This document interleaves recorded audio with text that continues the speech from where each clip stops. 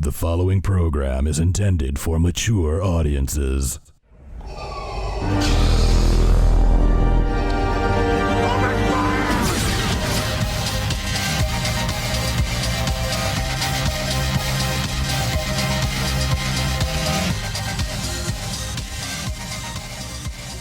Howdy, nerds. Howdy.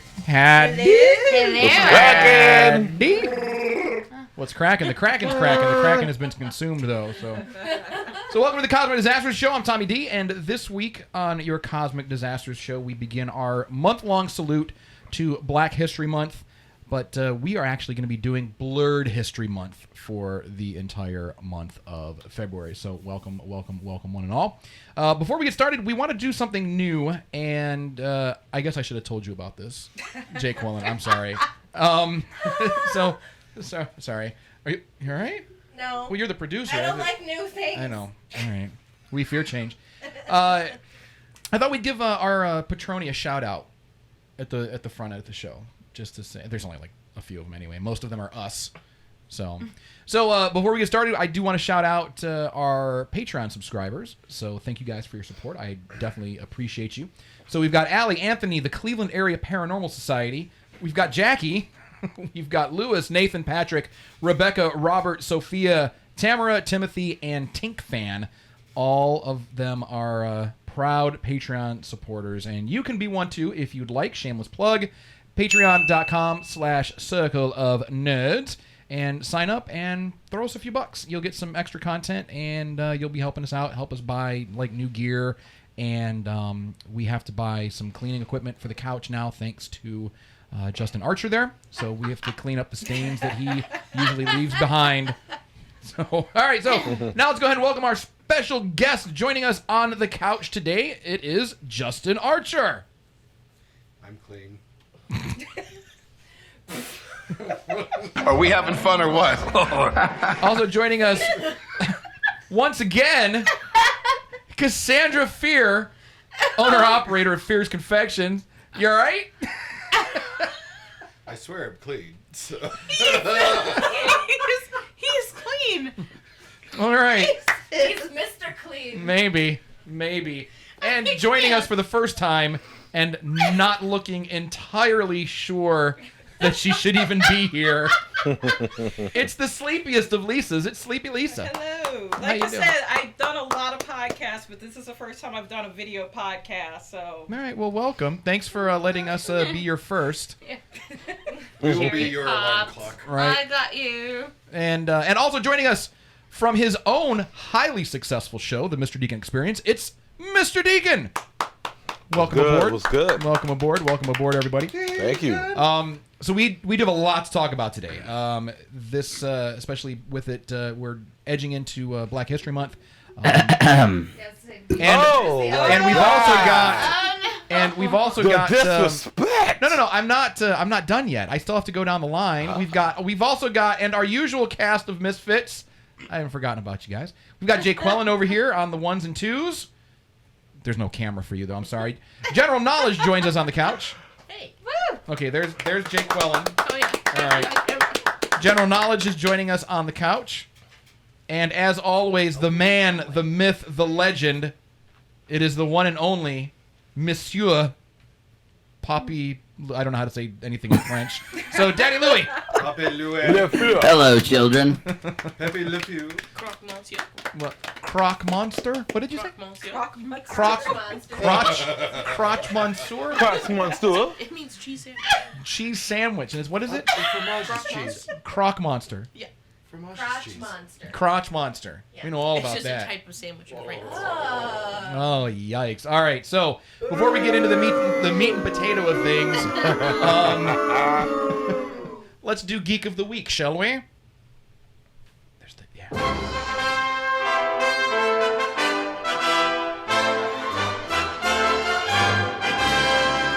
It's time for your Geek of the Week! So this week, and I've got like a cool new intro for that, so I need to apply that to there, because right now we don't have that. So, Just your face. adjust my face? I'm sorry, all right. So this week we salute Michael Wilson, a.k.a. the Night Mage.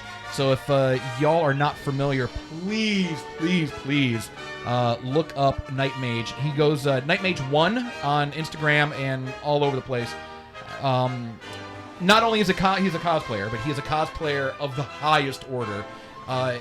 His collection is ridiculous. The amount of different cosplays that he does is absolutely phenomenal. It's he has been everything. The Taskmaster is the one that just jumps out in my head. He has cosplayed the Crow. It's just everywhere. I mean, he cosplays everybody, and he's absolutely amazing at it.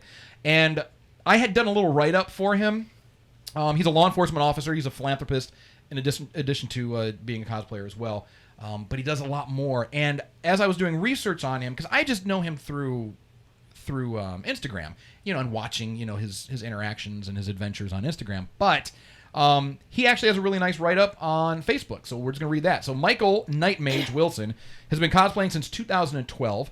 The 18-year veteran deputy sheriff and stuntman has turned the art of cosplay from a hobby to a full-fledged profession. Genuinely loving to entertain, create, inspire, spread positivity, and make a difference, cosplaying has become that avenue.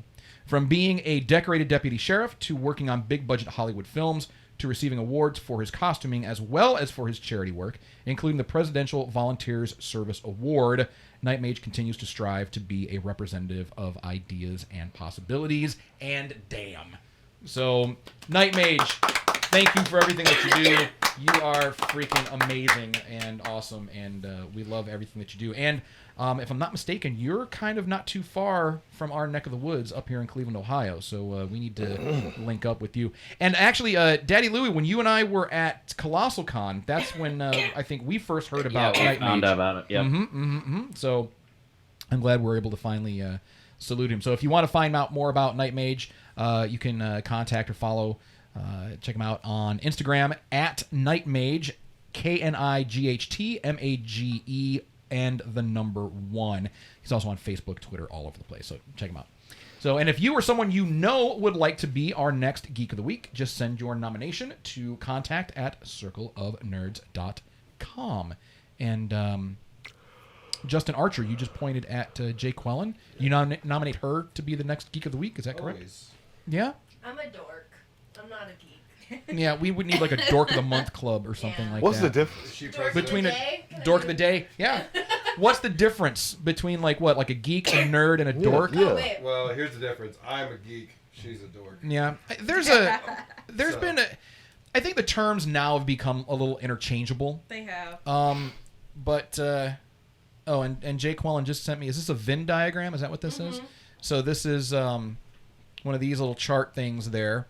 So you've got that's all interchangeable now. Yeah. So it's got nerd and dweeb in the middle. Social ineptitude, that's all of us. I think we're all socially inept. I think that's fair to say. Obsession, yeah. We all obsess over the fact that we're socially inept. Woo, beer. For the most part, we're all smart, except Justin. But other than that, so Justin would be more into the dork, nerd, dweeb area, maybe? I don't know. He is happy. Still, I don't see a differentiation between this. I still don't. Well, I think it's. I think at one point, nerd was more technical. I think it was like you're Very smart. yeah, like nerds. You're that guy with the pocket protector. You're the guy like who's doing calculus just for fun. All that sort of thing. And then geeks are. Sonic gun. Like a geek was a really derogatory term at one point. It was a very derogatory, and it had nothing to do with like all the pop culture stuff. Like I feel like geeks are more technical when it can, like Geek Squad, and you get your computer fixed. I just feel like geeks. I think Geek Squad was just marketing though. Yeah. That was a but marketing still, thing, yeah. when you geek, I need a geek who's a geek, and you look for somebody technical. I think To geek do. is about enthusiasm. Yeah, you because I geek feel like out the on nerd was something.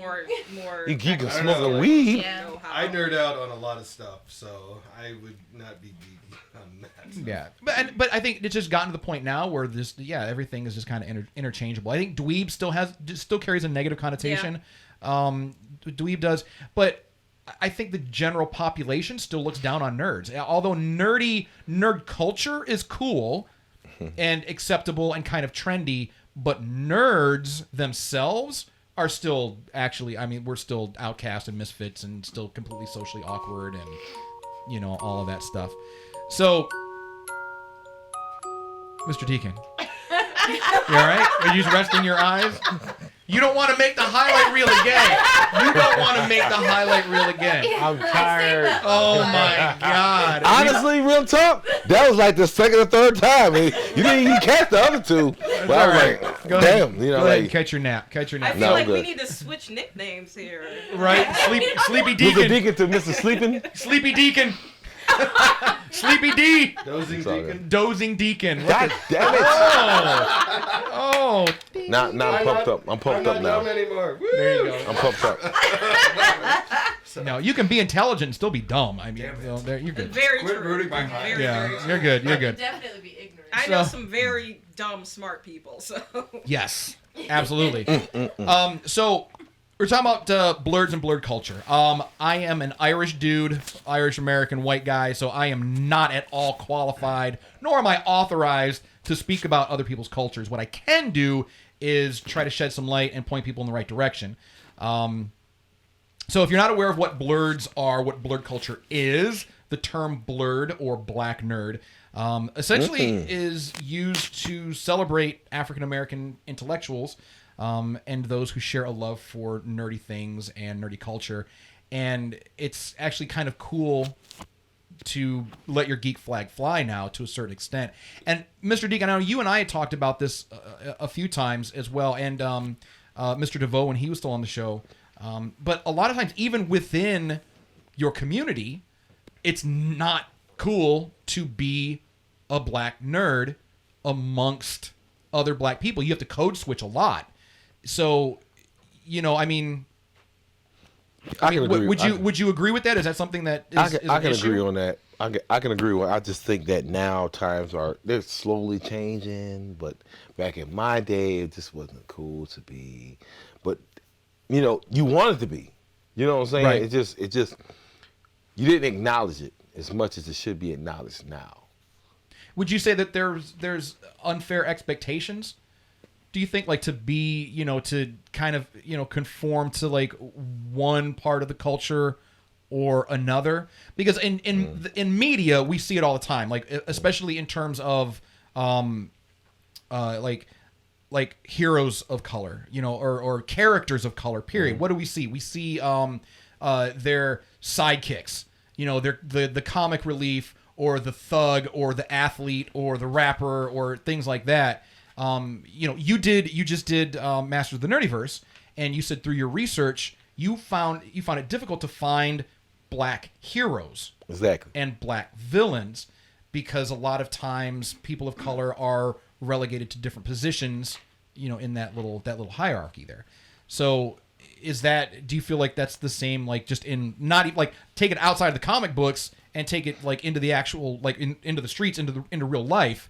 You know, have you ever felt like you were expected to be something else? Like, were you expected to be more athletic?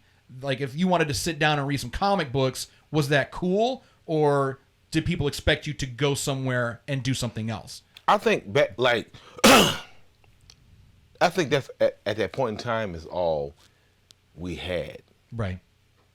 You know, when you're looking at comic books and you're looking at this superhero, that superhero, I just think we have been lost in the sauce, misplaced. And like we were talking about earlier, when it comes to those superheroes, yes, it was very difficult for me to find.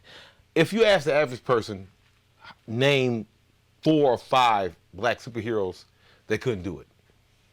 Storm, Black Panther, and Black Panther, that was just recently. So we have been relegated to obscurity. We haven't been brought to the forefront. I have to give it up to, and it's crazy, I have to give it up to Stan Lee because there was actually a lot of more characters than a lot of black people even know about. And it should have been more, but at the same time, I'm happy that he actually did that. That he actually had, when you look back and you see these characters, it's kind of like, it's not like a celebration, but it should be more people, but at the same time, I get it. Right. I get it. 1969. we were talking about these characters. Sure. 1969, what was going on in the 60s? Civil rights, all kinds of civil rights issues. But yet Stan Lee did have characters back then that a lot of people don't even know about. It's crazy, and I got to say this, and I'm kind of upset with my own people. Who is Black Panther? When did Black Panther come out? How did Black Panther come out? The only reason a lot of us went because it said black, and that's where we went out. And that kind of hurt me because I'm like, okay, I'm a DC fan. I'm a Marvel fan. I love comics, but I'm going to see this movie because I've done the research because I love this character. Right. Y'all out here because it just says black. Where's the representation behind that? And that's what kind of got on my nerves. Like everybody they banging drums and doing all this. Come on, dude, stop it. Did you do the research? Did you actually know about this character, or you just doing it just be doing it because somebody said, "Oh, Black Panther's out. Let's go see this. Let's my black ass come out next year. You gonna see it?" Just because it says black? I'm just saying we went out. We spent all this money, and we spent a lot There's of money. a lot of money spent on Black Panther. A lot of We money. could have done some different stuff with it. Disney got this money. A lot of older, not to be racist or anything, a lot of older Jewish people who are Disney, and it's just stuff like that. We have to be proactive when it comes to why are we doing this. But is older Jewish people and older people getting educated on something that they might not have had the education on, is that bad? No, it's not that bad at bad? all. It's not bad at all. I'm just speaking to my people right now. I'm not, I just feel I'm like not we went out. projecting. Yeah, I just feel like we went out for the wrong reason. So what we're gonna do the next time is an awakening. We got to awaken ourselves. We have to do the knowledge. We have to take time to see what we're getting into, and we don't do that. Yeah. So when it comes to, like I said, shout out to Stan Lee, to Kirby, and everybody who came up with these characters back in the day that nobody knew shit about, and now it's 2020, 2019, whatever the case may be. Here it is. We support it and don't know the reason why we're doing it. That's what irritates me. That's all I'm saying. I had a quick question. Go ahead. How would you feel? I mean, this was brought up to me by a friend of mine named Ron. Like how Bill Cosby in his cartoon Fat Albert, he introduced the brown hornet. Now I actually got a chance to watch some of those on YouTube. And I can say that it was kind of funny to see it, but I mean I don't know how you felt like in regards to like As a kid, I loved it as a kid. Okay. But that's the character. Where's the brown hornet movie?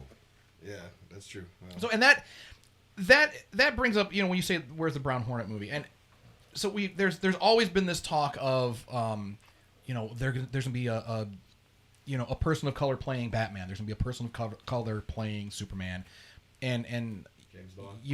and James Bond and things like that. Let me ask you this. Let me ask you this as well. And this is for everybody.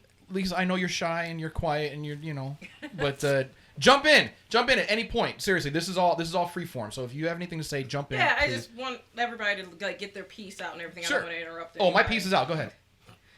Come on, Winter Soldier. My whole take on that was like Black Panther and everything, and this isn't even just black people or black culture in general. I found with like geek culture and nerd culture and whatnot, and especially the explosion over the last like 10, 15 years or so, people in general that aren't completely engrossed in nerd culture, it's surface level.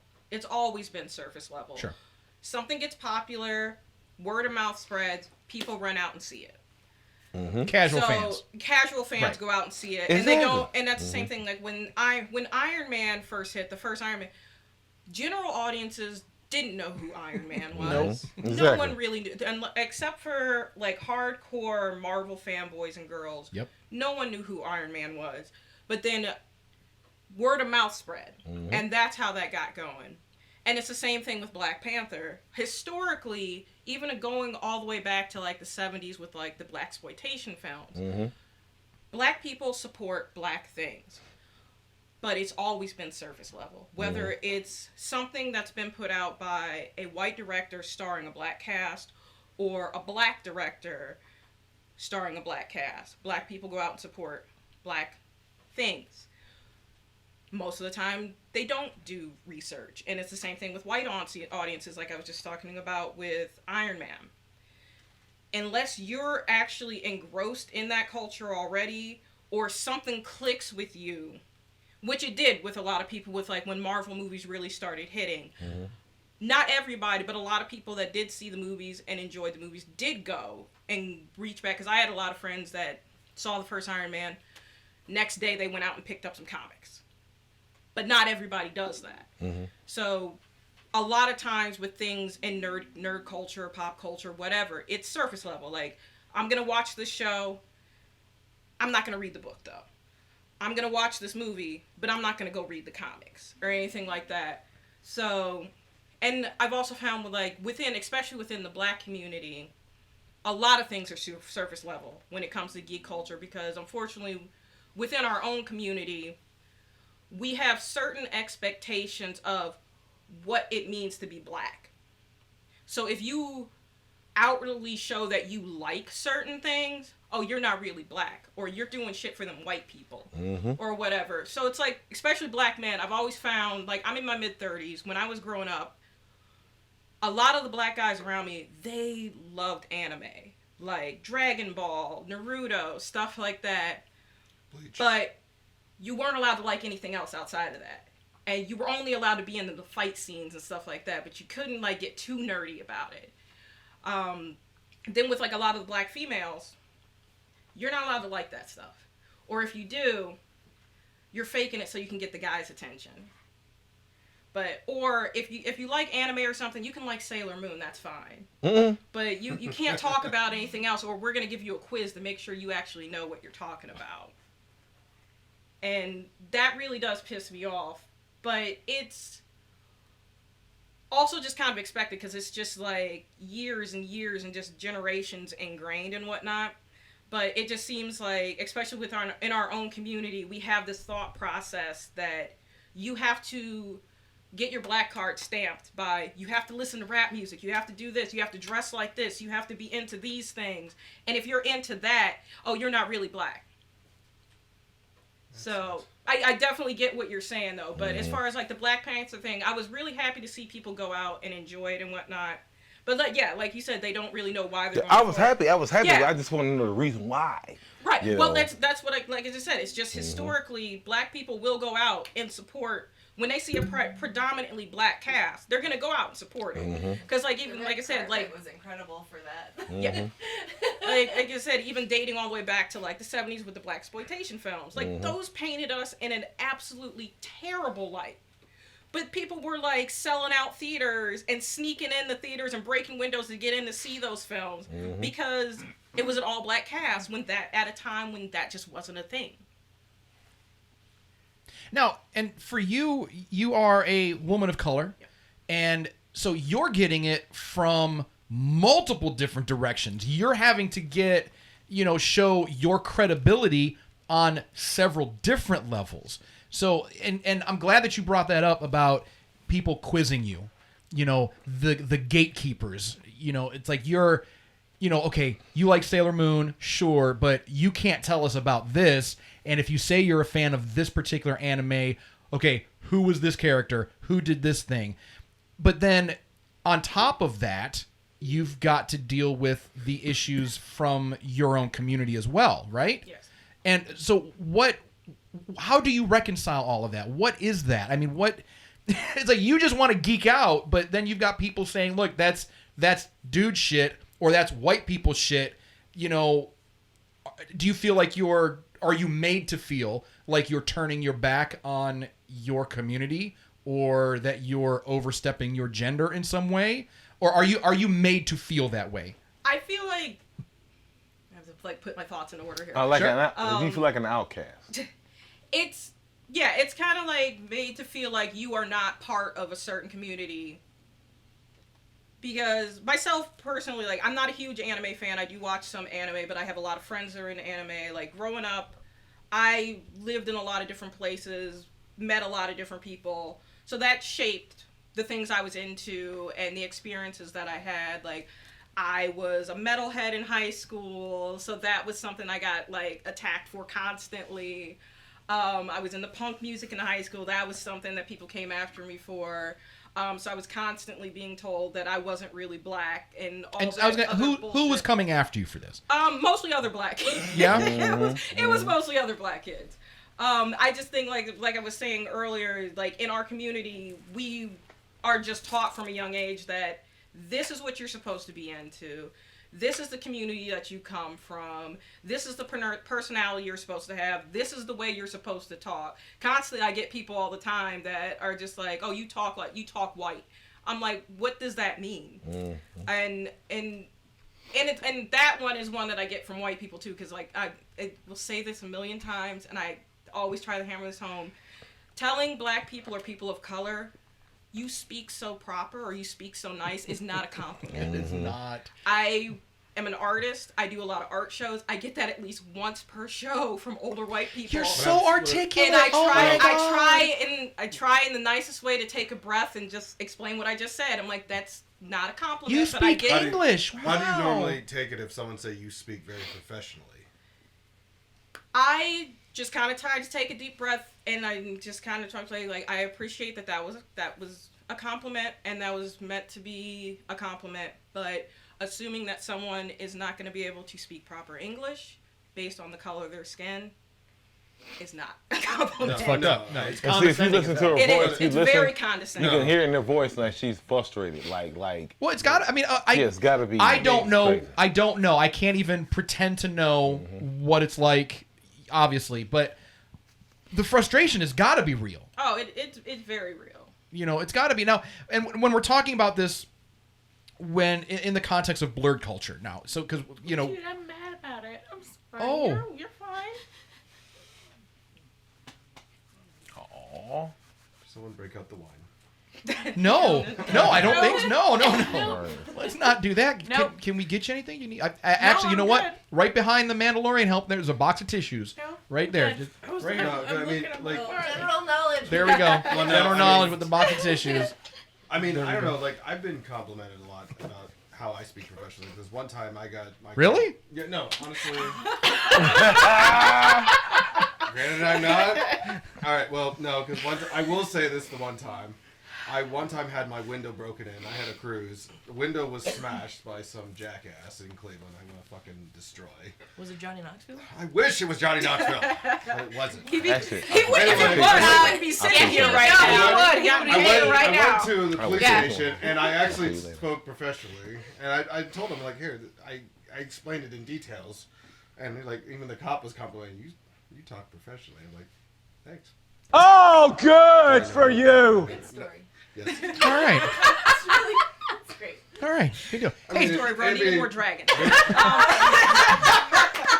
Hey, no more tears from High Top. Jeez. Oh my goodness. So Sorry. Daddy Louie, do you have? I mean, you're a person of color as well. He's like, am I? I mean, I'm half Puerto I Rican, mean, but he I dressed look like like you the were whitest last week. dude ever. right. So you are Puerto Rican, but you know, and you are Cheers white to that. passing. I'm half as well. There you go. So you Yeah. are biracial. May I say you Yes. sound like you're from Boston? Alright. Well, Alright. there's all sorts of buttons here you could push for him. buttons. It's just, so, Daddy Louie, have you? There isn't a button. Yeah, there isn't a button for Justin Archer. There isn't a button. Okay, where's the restroom? So, Daddy Louie, is this anything that you've ever had to experience, or that you've dealt with, or you know, we talk a lot about black and white issues a lot, you know, but sometimes it feels like we forget about Hispanics and, you know, people of Latin descent, people of Asian descent, you know, natives, you know, we seem to forget about, you know, there's a lot of, it's not just black folks and white folks, there's a lot of other people that make up the Nerdyverse. It's not just two different groups of people. Yeah. So is this anything that you've experienced, you know, as far as like expectations? Because we're not talking about like straight up racism or anything like that, which Right. obviously we know it exists, but we're talking about being a nerd within your culture, because there is this expectation. And, you know, Lisa, you said it, you know, it's it's expected that white people do this shit. White people read comics. White people, dress up and cosplay. That's not something, despite the fact that we have Blerd Con. Blerd Con, Quirk Con. Right. There's more and more popping up every all year. the time. So, do you as someone of, Hispanic descent, have you ever felt that pressure within your community to conform to a certain expectation and maybe let the whole nerdy side, be covered up or, bury it or, get rid of it completely? Yeah, so I guess like my community or whatever, like I was never really part of a Hispanic community because, I grew up in a predominantly white town in New York, and so the majority of my family and my family's friends all lived in Puerto Rico, my dad's side of the family anyway. So I didn't really ever have to deal with that from a community standpoint. However, growing up, especially when I hit like teenage years, my father was very, I don't want to say ashamed, but he was very hard on me to grow up and become an adult and grow up and, quote unquote, act my age.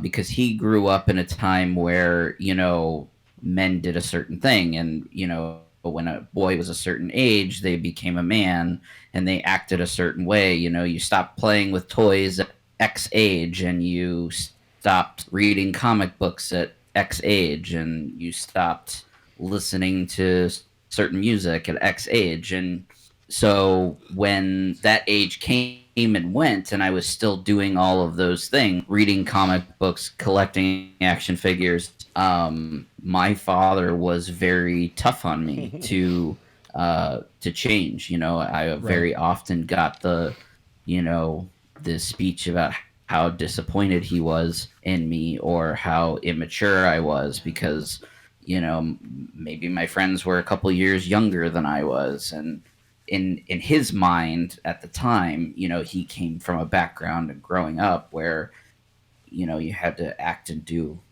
certain things by a certain age. And I think it was just the way that he was raised, in his culture, that's just what she did. And that was really tough, especially as I got older and I left the house and I continued to, become the nerd that I am today. It took several years of, just him seeing that I could be a man, I could take care of a family, but I could still be a nerd. And now today we're totally cool, and I respect him for changing his views, but it took a long time. And the first time that he ever told me, that my action figure collection was cool, that was like a beaming moment for me because I never thought that I would hear that from my old man. You know what I mean? Like I'll never forget it. We lived, it was just about 6 or 7 years ago. So a long time. I was like 30 when my father and I finally healed that part of our relationship. But it's good that you did. What? It's good that you did. I mean, and that's a long time.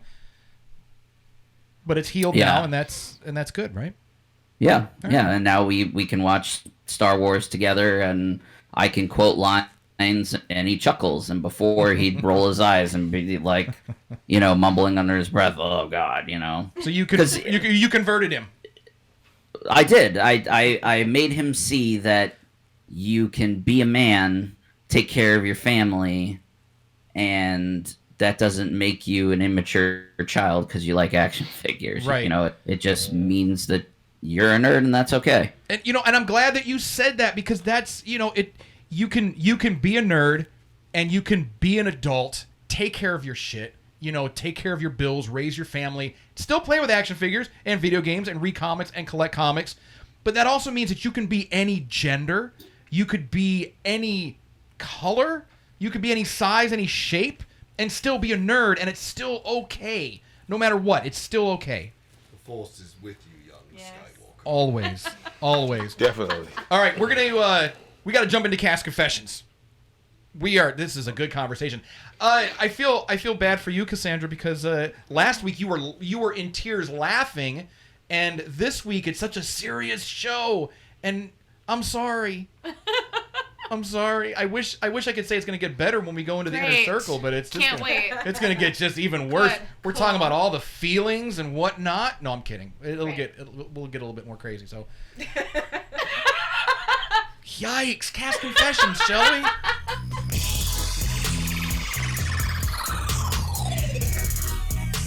All right, Daddy Lou, you got cast confessions today, right?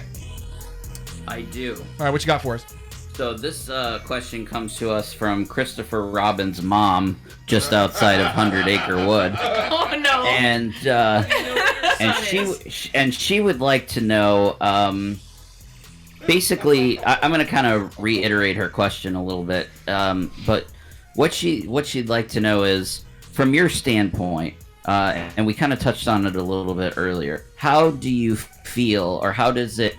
Do you think that ultra fans or people who are really invested in a fandom have the right to be upset when that fandom comes to life via a comic or a movie or a TV show, and the producers or writers of that show change the gender or the color of who the characters are supposed to be? I'll give you an example. There was a lot of backlash when they announced the Little Mermaid movie was going to be played by not a white redheaded girl, right? Or white redheaded lady. Or when the new James Bond was announced to be a black female. There was a lot of backlash. Do you personally feel that if you are invested in a fandom, if you love a fandom, that you have the right to be upset when it changes? And if you don't, why? Give me some examples. Well, I do think it is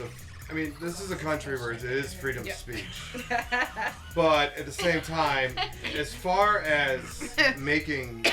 we all have a right to be upset about something, whether it's I know a lot of people had issues, or had some questions about if Idris Elba is going to be the next Bond for the 25th Bond movie, but then we find out Daniel Craig was coming back. So, there were some questions and concerns there, and then other possibilities who could be Bond, but in the end, James Bond still is Daniel Craig, or Daniel Craig is still James Bond. But I do think that as far as some people, they have a right to be upset if they want to, especially if they read something and they realize that the storyline just went somewhere in left field. And it's like, wait, what? Right. Lisa, what about you? I was kind of like that with a little bit with the new Star Trek movie. Or not Star Trek, Star Wars. Yeah. Rise of Skywalker. There were some points I'm like, wait, what? So I had to think about that. So, but also, you're also talking about books and comics being adapted, and the adaptations being skewed in one direction or another.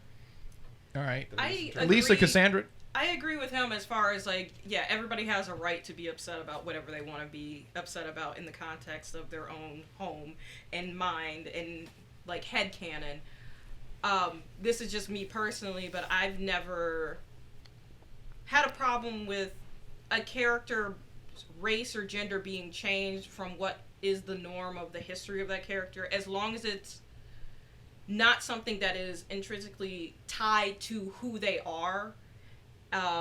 For example, if it's a character that's originally from a black character from Africa, and you want to make it a white dude who's in an African tribe, that's going to be a little bit strange. But changing Kingpin, him being white or black does not matter in the long run. With the Little Mermaid, it doesn't freaking matter. And in all honesty, speaking of just in general of the Disney remakes, I think that's actually not necessarily making her black, but making her another race or something is actually probably a good thing, because they've been criticized so much for how copy and paste their live action remakes have been, of just completely remaking their movies over and again. So changing the cast up a little bit is probably a good idea as far as that goes. But generally, I usually don't care if they changed the race or gender of a character. Unfortunately we are out of time right now, but we're about to, but we're not done. I had to say something. No, we're not done, Mr. Deacon. We're not done. We are about to jump into the inner circle. No doubt. So if you are a member of our Patreon, crew are, if you are a valued and beloved Patroni, do stick around because we are going to continue this conversation because this shit's about to get deep. I can already tell. I've got some questions of my own for y'all. So that's on the way. So please stay tuned because next week we're going to be continuing on with our Salute to Blerd Culture and Blerd History Month. And we're going to be talking about heroes and villains of color. That will be our topic for next week. So do please join us again next week. Patroni, stick around. We're about to go into the Inner Circle. If you want to become a member and join us in the Inner Circle, all you have to do is go over to patreon.com/circleofnerds and join up. And you can join us on the Inner Circle. And if you want legit, actual, like, Blerd culture, you need to go to the source because we are not the source for that information. You need to head over to Instagram or Facebook and check out the head nerds in charge. They are holding it down for Blerd culture. So please, please, please follow them, check them out, support them. They're out of Philly. They are very good friends of the show, and we love everything that those folks are doing over there. So please check them out. And that's it. So everyone stick around. We're about to head out, and everyone here in the studio, thank you guys so much for joining us. It was great to have everyone here. Mr. Deacon, of course. Justin Archer, thank you very much. And Sleepy Lisa, thank you for joining us for the very first time. Sorry it was kind of a heavy show this week. It's all right. But it's all right. We're about to get into a little more stuff. And Cassandra, I'm sorry you cried. I cried. That's right. But you know what? Because I love you. So Daddy Louie, Jay Quellen, General Knowledge, thank you guys as always. And folks, stick around. We're about to head into the Inner Circle right now. And make sure you check us out next week and follow us on social media. Subscribe to the YouTube channel, like, and do all that other stuff you're supposed to do on social media. Anyone have anything on the way out? Nope. Taco Bell. No. Taco Bell. All right, and as always, remember, if no one does anything nice for you, do something nice to yourself. And we'll see y'all next week. Bye.